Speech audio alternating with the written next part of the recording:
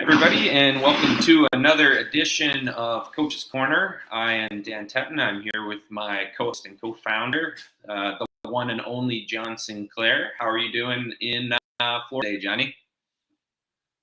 Doing good, thanks. Good, good. Okay, so today we're going to be answering a few questions that have come in about our Parkinson's program. As some of you know, this month of December, we are focused on our Parkinson's Daily Dose program.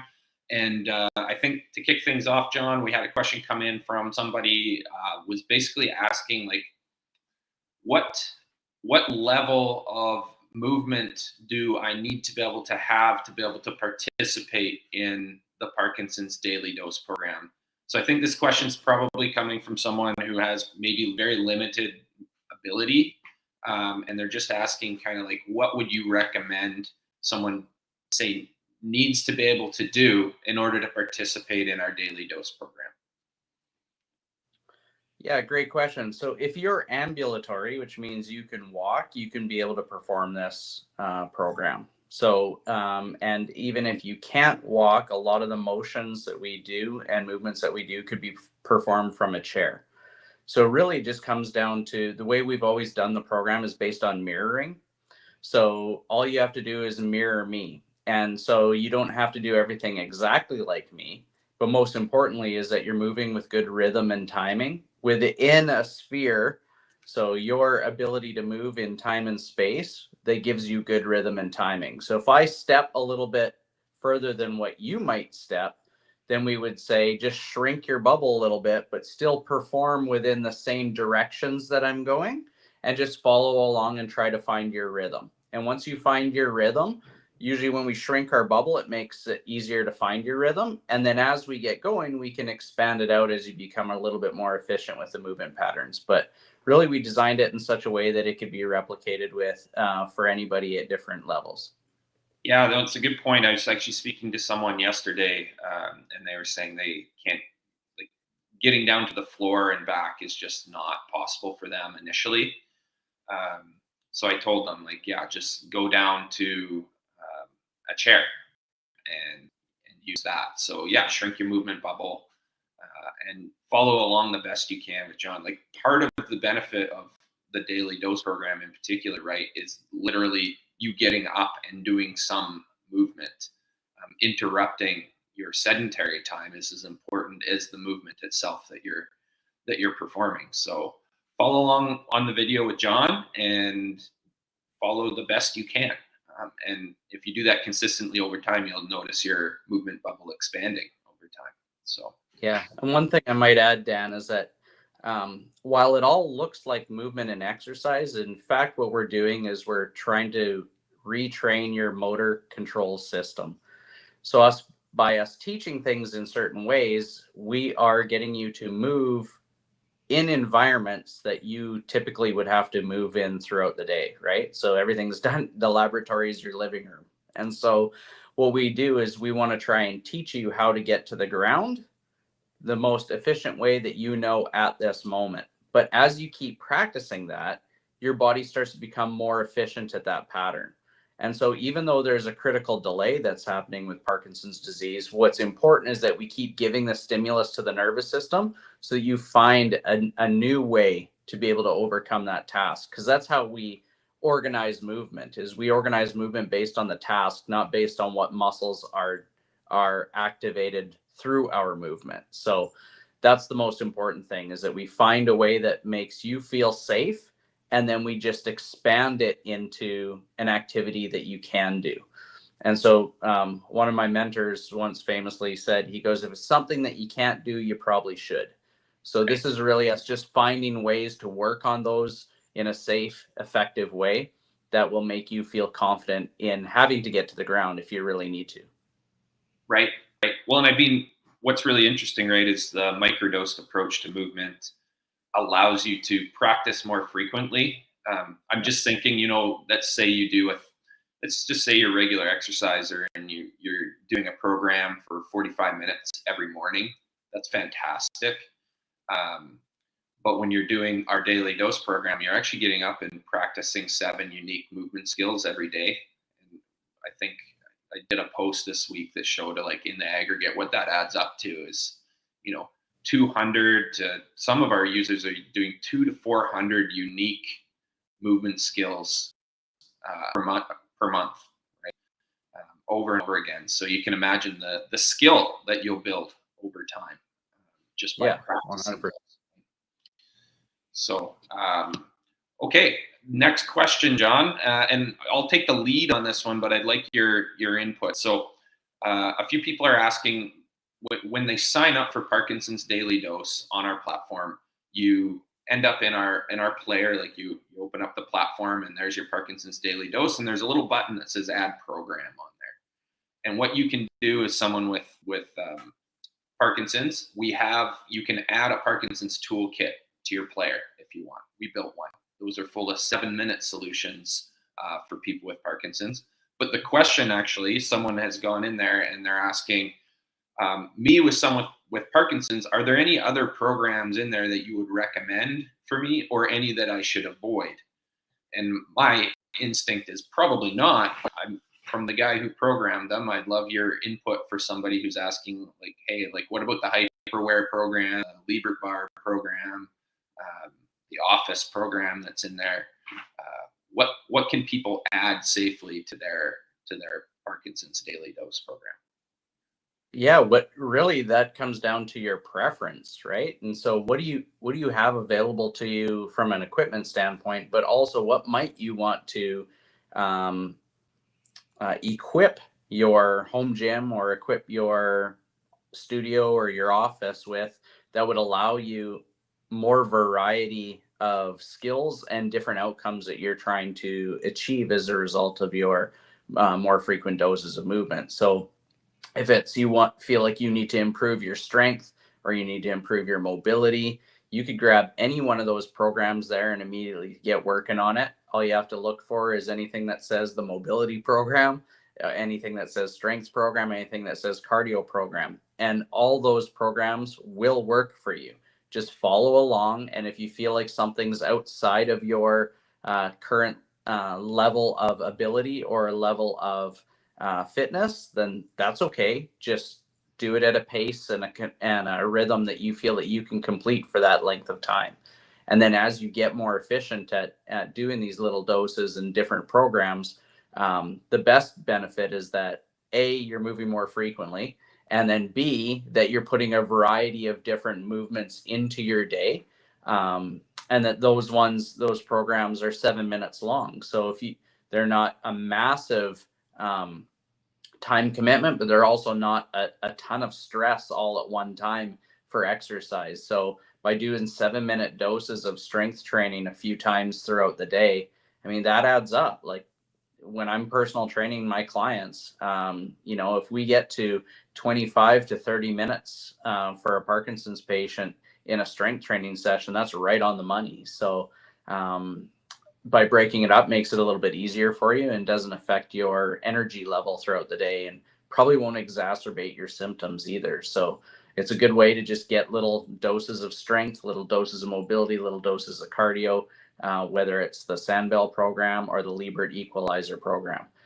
Last week, we talked a little bit about the Sandbell program and it helped you with Parkinson's disease. This week, actually this morning, I just shot a video on how to use the Liebert Equalizer bars and how effective they are for your strategies. So we're going to continue to show you what equipment you could put in your house that is going to aid you in overcoming some of your symptoms and getting healthy.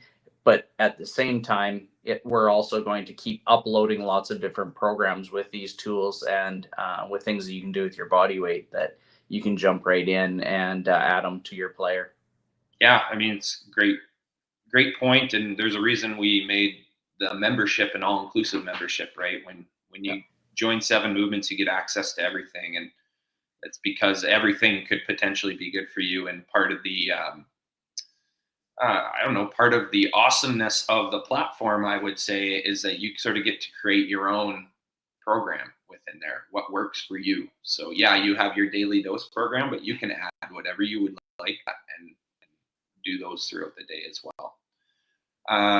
Awesome. Okay. Well, third question that I got, and I thought it'd be relevant to talk about this, John. So one of the questions we've been getting quite frequently is, do you offer a free trial to the Seven Movements platform? And the answer is no, we don't. And we've talked about this pretty in depth. So I thought it'd be cool to have a conversation about why we don't on the podcast, because we have reasons for not offering a free trial, particularly with the folks who probably need our platform the most, and how they might want to interact with our platform. So maybe just to kick things off, John, like share with the folks a little bit, high level of how we've talked about why we don't want to offer a free trial to the platform, and then I'll jump in and layer in my thoughts. Sure. Yeah, the one that I'll start off with right away is that, generally speaking, people that this would be attractive to have spent a lot of time not exercising, right? And so as a result of not exercising, they've made a myriad of mistakes, a myriad of excuses to why that exercise doesn't work for them.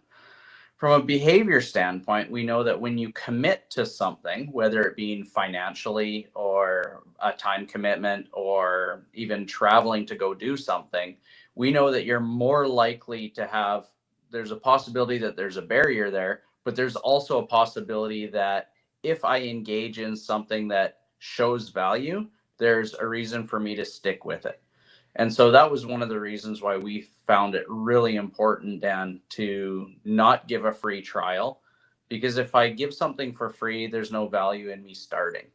And we want you to start as soon as you buy your membership. We want you to start that second, not wait till the end of the day. No, start now. Because once you start to play with the platform and realize how simple it is, and that we're giving you doses of exercise that are going to be right for you in that moment, that now you start to understand that, okay, exercise can work for me. And that's really important. If I give you a free trial and you try it for a little bit and then decide, well, I'm not going to commit to it because I don't know if this is right for me, the challenge has always been, well, you've said that about just about everything you've tried, right? And so what we want to try to do is just dip your toe in the world of exercise and movement, and purposeful movement that is tailored to you. And so that's why we felt that it was really important that you pay for the membership. It's $20 a month or $60 every 3 months is how we bill it. And you commit to that 99 days or 90 days of movement. And if you commit to those 90 days of movement, I guarantee that if you follow what we're telling you and you do these streaks, then that extra week isn't going to make a difference anyways that we might give you in a free trial. Yeah, no, I mean, you nailed it, John. I was going to layer in the 90-day membership and how important that is, because we know, particularly for new exercisers or someone who maybe hasn't done a program for a while, like consistency is king. Like that is the thing that's actually going to make a difference for you. It's not how fancy the program is or even personalized it is. It's that you're going to do something consistently for 90 days.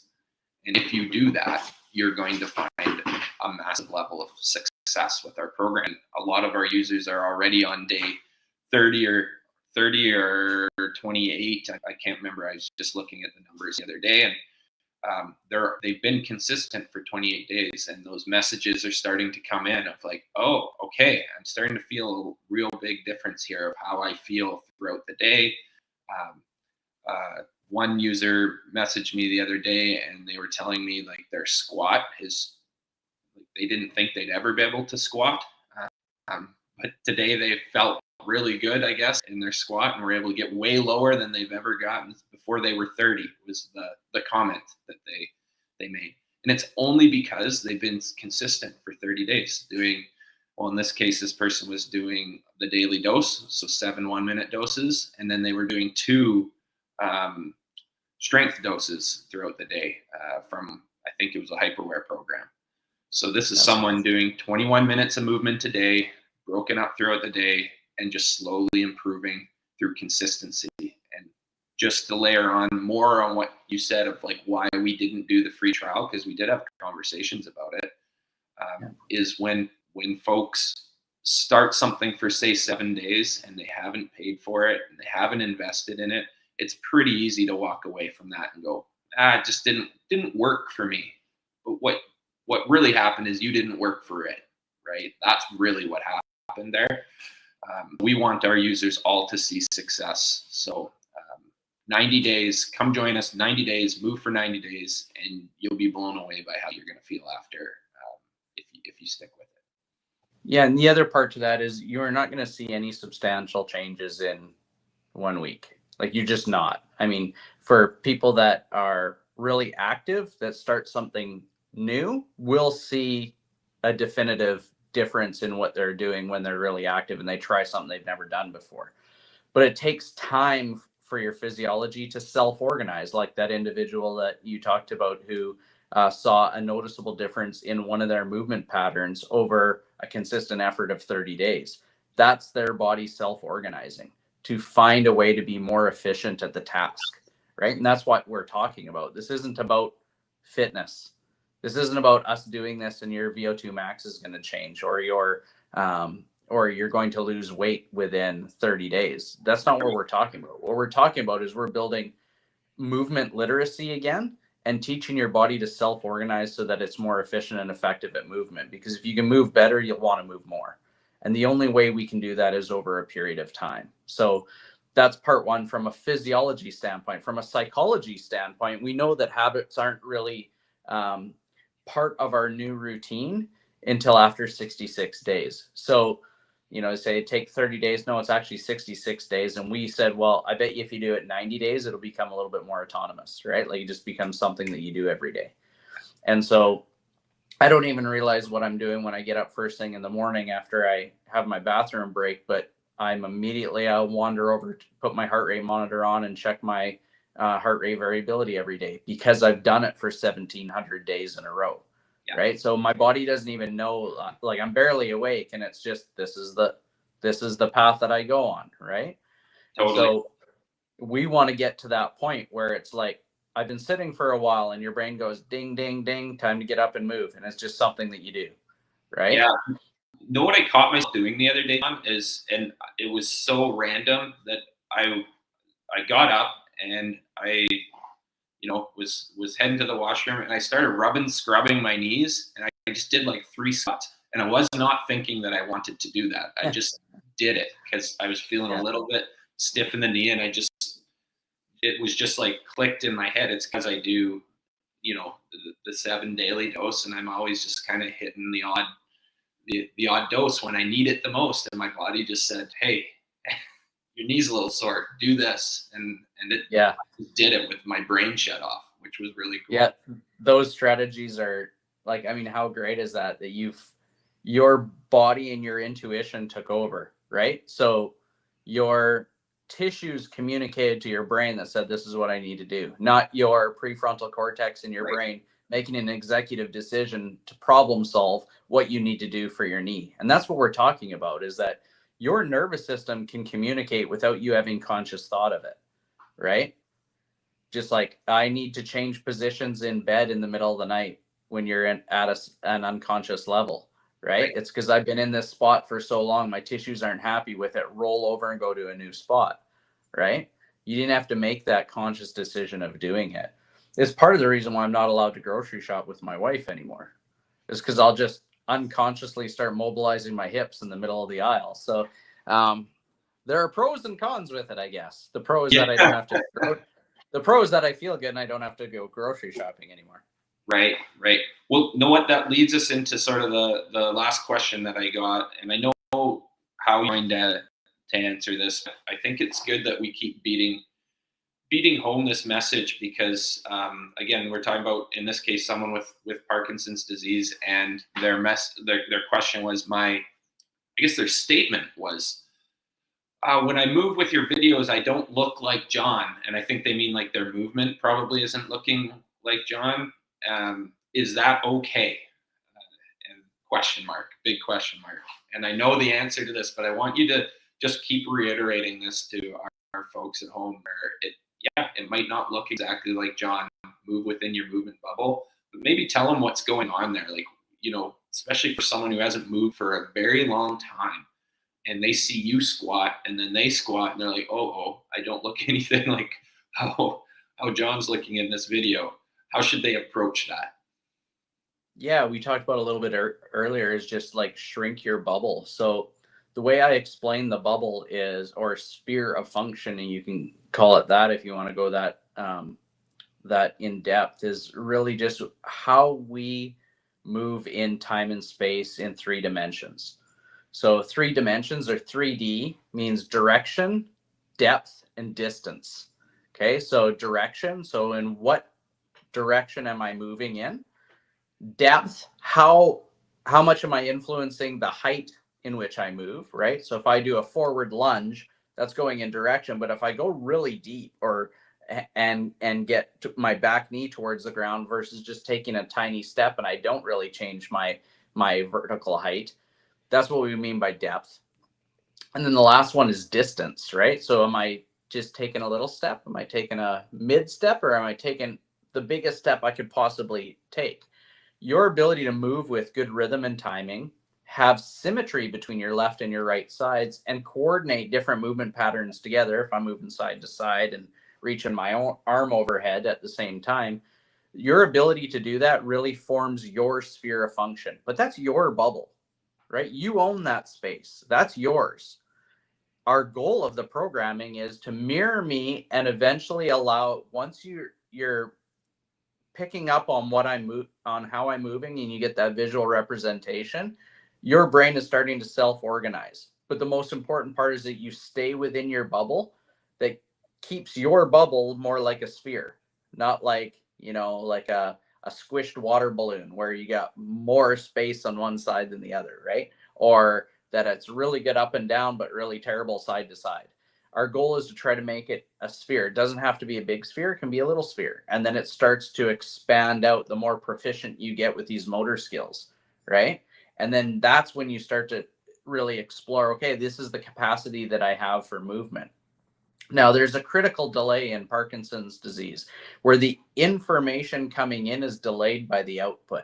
So, a lot of the strategies that we use in the toolkit are ways to stimulate the sensory system to give information to the brain to allow the body to move a little bit better. So, the value of the toolkit would be, I want to do these movements today with John, but my tremor is bothering me at this moment. What are some strategies I can do to decrease my tremor? Well, I can clap my hands. I can do some body clapping. We have all those stuff in the toolkit. You go through the toolkit and then you go back and you approach some of those movements that we were going to do that day. So there's ways that we can stimulate your body's capacity for receiving information, and then being able to take the information that you take in and translate it within a bubble that you're confident in. So I hope that helps explain it, Dan, a little bit more. That's a strategy that I use with all my clients. And whether you have Parkinson's disease or you're a high school athlete, there's a lot of high school athletes that don't move with me as well, or move like me as well. And so that's us trying to teach them better motor skills and better proficiency in their motor skill, regardless of what their condition or disease state is, or injury state. We have to teach the nervous system and teach the connective tissue or the neuromechanical system how to receive forces in a way that's safe and effective for them in that moment.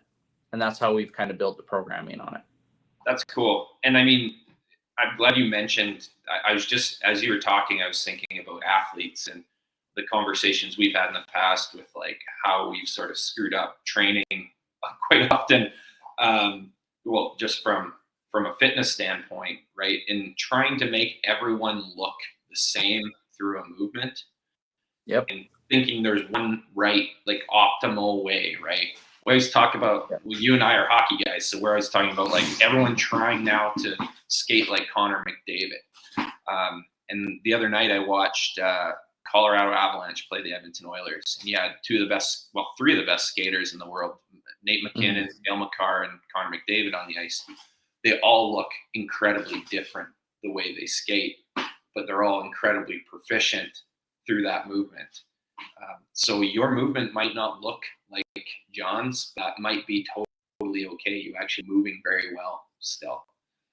Yeah, and I think, I think that to summarize that message is that there is no right or wrong way to perform a movement, provided you're moving with good rhythm and timing. If you're moving with good rhythm and your style doesn't look quite like me, or you're not stepping as far as me, it doesn't matter. You're still performing the movement, right? So that's the thing that the fitness industry wants to tell you. This is the right way to do things, and hire a personal trainer because they're going to teach you the proper form.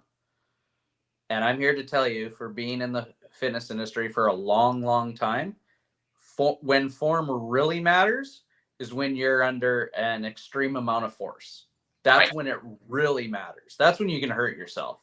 But all these strategies are done with your body weight. So move within your own time, move within your own speed, move within your own bubble, and you're going to be safe and you're going to feel better. And the nervous system is going to realize that. Love it. Love it. Awesome. Thanks, John. And just to remind the folks at home that this month we are focused on our Parkinson's program, and we are going to be donating 50% of all those memberships to Parkinson's related causes for the month of December. So if you're on the fence, go ahead, join, get a membership, and start moving with us. Join us for 90 days. Give it a shot. You'll see the difference. If you're really struggling starting a movement program, this is the absolute place you should be starting. So any parting words there, John? No, we're just really happy to keep building this and building content for all you folks to help you out. So if you know of anybody that is has Parkinson's disease and is looking for another thing to kind of add to their repertoire and help them with their daily movement, then definitely give them our information, get them to come to our platform and reach out to us. And we're happy to talk you through why this might be an effective membership for you to be a part of. Yeah. Awesome. All right. Thanks, John. Thanks, buddy.